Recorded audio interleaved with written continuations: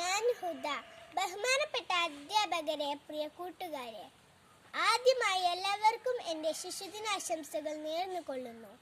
ഇന്ന് നവംബർ 14 ഭാരതത്തിൽ ശിശുദിനമായി ആഘോഷിച്ചു വരുന്നു.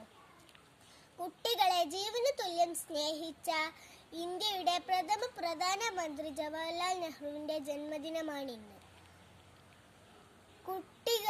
കുട്ടികളുടെ സ്വന്തം ചാച്ചാജിയുടെ ജന്മദിനമായ നവംബർ 14 ഇന്ത്യയിൽ ശിശുദിനമായി ആഘോഷിക്കുന്നു. 1889 നവംബർ 14 ജവഹർലാൽ നെഹ്റു ജനിച്ചത്.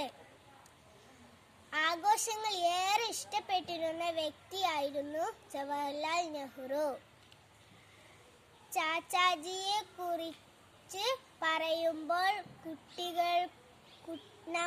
കുട്ടികൾക്ക് ഓർമ്മയിൽ എത്തുന്ന ഒരു രൂപമുണ്ട്. തൊപ്പിയും നീണ്ട ജുബ്ബയും അതിൽ ഒരു ചുവന്ന റോസാപ്പൂവും പുഞ്ചിരിക്കുന്ന മുഖവുമുള്ള ഒരാൾ. റോസാപ്പൂക്കളെ സ്നേഹിച്ച് അദ്ദേഹം പൂന്തോട്ടത്തിലെ ഇതളുകൾ എന്നായിരുന്നു കുട്ടികളെ വിശേഷിപ്പിച്ചിരുന്നത്. വിദ്യാഭ്യാസം എല്ലാ കുട്ടികൾക്കും ഒരുപോലെ ലഭിക്കുവാൻ വേണ്ടി നെഹ്റു പറഞ്ഞു.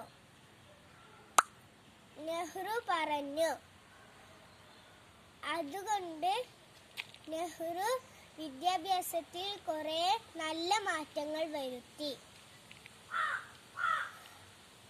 കുട്ടികളോടുള്ള അദ്ദേഹത്തിന്റെ സ്നേഹത്തിനുള്ള ആദരവും രാജ്യത്തിനുള്ള അദ്ദേഹത്തിന്റെ സംഭാവനയുമാണ് നമ്മൾ ശിശുദിനത്തിൽ ആഘോഷിക്കുന്നത്.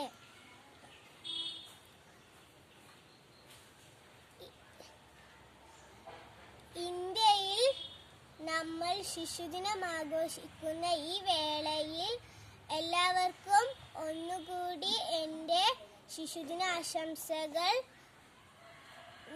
ഞാൻ എൻ്റെ വാക്കുകൾ ഇവിടെ അവസാനിപ്പിക്കുന്നു. നന്ദി, നമസ്കാരം.